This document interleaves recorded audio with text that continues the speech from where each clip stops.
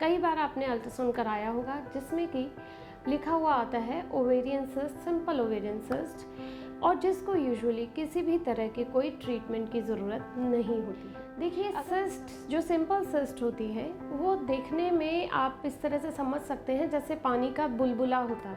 अगर इसका साइज़ ज़्यादा बढ़ जाए, 5-6 सेंटीमीटर से ऊपर हो जाए, तो कई बार ये सिस्ट निकालना भी पड़ता है दूरबीन के द्वारा, जिसमें पेट पे कोई चीरा वगैरह नहीं आता है।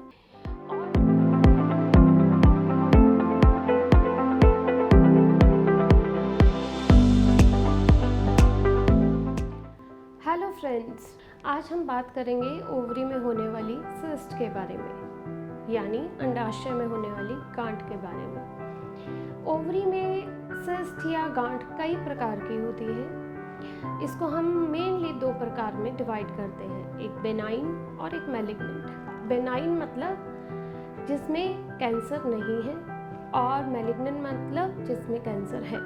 आज हम यहाँ कुछ बेनाइन यानी बिना कैंसर वाली गांठों के बारे में डिस्कशन करेंगे। सबसे पहले सिंपल ओवेरियन सिस्ट। कई बार आपने अल्ट्रासाउंड कराया होगा जिसमें कि लिखा हुआ आता है ovarian cyst, simple ovarian cyst, और जिसको यूजुअली किसी भी तरह की कोई ट्रीटमेंट की ज़रूरत नहीं होती है अगर इसका साइज़ 5 सेंटीमीटर या उससे कम है तो।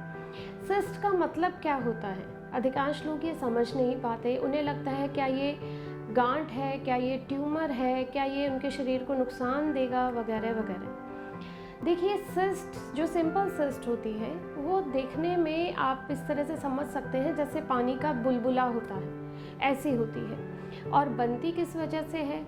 हर महीने हर महिला में लगभग 14 दिन के बाद अंडा फूटता है। कई बार वो अंडा फूट नहीं पाता है, उसमें पानी भर जाता है फॉलिकल के अंदर, जिसको कि हम सिंपल सिस्ट का नाम दे देते हैं, और वो अपने आप ही 2-3 महीने में रिजॉल्व हो जाता है। अगर इसका साइज़ ज़्यादा बढ़ जाए, 5-6 सेंटीमीटर से ऊपर हो जाए, तो कई बार ये सिस्ट निकालना भी पड़ता है दूरबीन के द्वारा, जिसमें पेट पे कोई चीरा वगैरह नहीं आता है।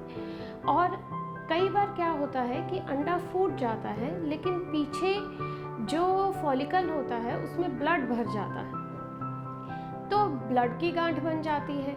जैसे सिंपल सिस्ट पानी की गांठ हुई, ऐसे ही ये जो ब्लड की गांठ होती है इसको हम हेमरेजिक सिस्ट कह देते हैं। हेमरेजिक सिस्ट को कई बार अल्ट्रासाउंड में एज ए कॉम्प्लेक्स सिस्ट भी लिखा जाता है।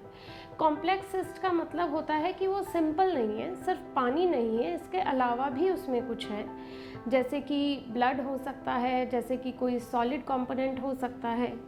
अगर ये क्लियर कट लिखा हुआ होता है हेमरेजिक सिस्ट, तो उसमें भी टेंशन की कोई बात नहीं है। अगर इसका साइज़ कम है तो ये अपने आप ही रिजॉल्व हो जाएगी बिना किसी ट्रीटमेंट के लिए। यही 2 तरह की गांठें अधिकांश अल्ट्रासाउंड में रिपोर्ट करी जाती है। सिंपल सिस्ट यूजुअली किसी तरह का कोई पेन कॉज नहीं करती है, लेकिन हेमरेजिक सिस्ट में कई बार पेशेंट पेन की कंप्लेन करते हैं। जिस साइड में सिस्ट होती है, लेफ़्ट या राइट, उस साइड में पेट के निचले हिस्से में आपको कुछ दिन मॉडरेट टू सीवियर दर्द भी रह सकता है। तो इसके लिए आपको सिंपल पेन किलर खाना है, सिकाई करना है, थोड़ा अपना उछल कूद की एक्टिविटी कम करना है, दैट्स इट। अपने आप पेन सबसाइड हो जाएगा और ये सिस्ट धीरे धीरे रिजॉल्व हो जाएगा। अगर किसी भी तरह का सिस्ट 5 सेंटीमीटर से ऊपर यानी 6 सेंटीमीटर या उससे ज़्यादा साइज़ है तो वो हमें दूरबीन से निकालना पड़ सकता है। अब ये तो कॉमन गांठें होगी जिनको किसी ट्रीटमेंट की यूजुअली ज़रूरत नहीं पड़ती है।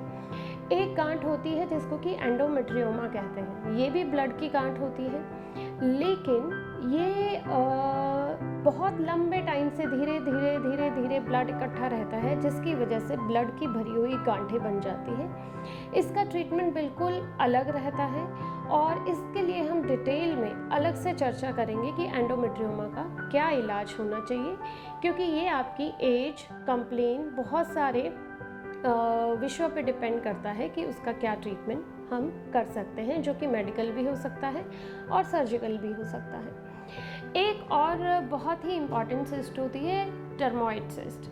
डर्मोइड सिस्ट को यूजुअली हमें निकालना रहता है, जो कि एक अंडेदानी में भी हो सकती है और कई बार ये दोनों अंडेदानी में भी हो सकती है। इसका साइज़ 2 सेंटीमीटर से लेके 6, 7, 12, 13, इवन 20-24 सेंटीमीटर तक भी हो सकता है। डर्मोइड सिस्ट को निकालना इतना ज़रूरी क्यों होता है? क्योंकि डर्मोइड सिस्ट जो होती है ये कभी भी ओवरी को ट्विस्ट कर सकती है। एक्यूट पेन हो सकता है, आपका ओवरी डैमेज हो सकता है, और हो सकता है इमरजेंसी में सर्जरी करने पे ओवरी को भी निकालना पड़े, और धीरे धीरे ये ओवरी को ख़राब करती है, ओवेरियन रिजर्व को भी ख़त्म करती है। इसीलिए डर्मोइड सिस्ट को निकालना हमेशा ज़रूरी रहता है।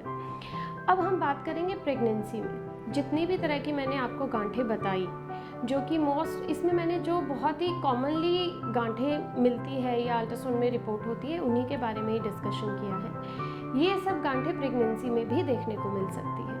अगर ये सिंपल है, हेमरेजिक है, एंडोमेट्रियोमा है, तो हमें इसके लिए यूजुअली कुछ नहीं करना होता है। प्रेगनेंसी में भी हमें कंसर्न रहता है डर्मोइड सिस्ट के लिए। अगर डर्मोइड सिस्ट है तो उसे भी प्रेगनेंसी में हम निकालते हैं, क्योंकि हम नहीं चाहते कोई ट्विस्टिंग हो, कोई प्रेगनेंसी में इस तरह का टॉर्जन का कोई कॉम्प्लिकेशन आपको झेलना पड़े। लेकिन प्रेगनेंसी में कोई भी सर्जरी पहले 3 महीनों में नहीं की जाती, क्योंकि उस टाइम पे मिसकैरेज का रिस्क रहता है। 3 महीने पूरे होने के बाद लगभग 14 वीक्स ऑनवर्ड सेकेंड ट्राइमेस्टर में आप कभी भी दूरबीन से डर्मोइड सिस्ट निकलवा सकते हैं। इसके अलावा प्रेगनेंसी में एक और सिस्ट है जो देखने को मिलती है, corpus luteum cyst. Corpus luteum cyst कई बार एज ए हेमरेजिक सिस्ट भी अल्ट्रासाउंड में रिपोर्ट हो जाती है। ये प्रेगनेंसी की नॉर्मल सिस्ट होती है, जिससे कि हार्मोन्स निकलते हैं जो कि आपकी प्रेगनेंसी को सस्टेन रखने में हेल्प करते हैं, और ये सिस्ट यूजुअली 3 महीने के बाद अपने आप ही दिखना कम हो जाती है या बंद हो जाती है। तो इसमें घबराने की कोई बात नहीं है। अगर प्रेगनेंसी में आपके अल्ट्रासाउंड में किसी तरह की कोई भी सिस्ट रिपोर्ट हुई है तो उसमें बहुत चिंता का विषय नहीं है, अगर उसका साइज़ 6 सेंटीमीटर से कम है। अगर साइज़ बड़ा है तो डॉक्टर आपको दूरबीन से निकालने की सलाह दे सकते हैं। उसमें भी अगर एंडोमेट्रियोमा है तो हम कुछ नहीं करते हैं, डर्मोइड सिस्ट है तो हम उसे निकालते ही हैं। इसके अलावा कुछ 1-2 तरह की गांठें होती हैं जो कि इतना कॉमन नहीं है, उसके लिए आपको अपने स्पेशलिस्ट से कंसल्ट करना रहेगा।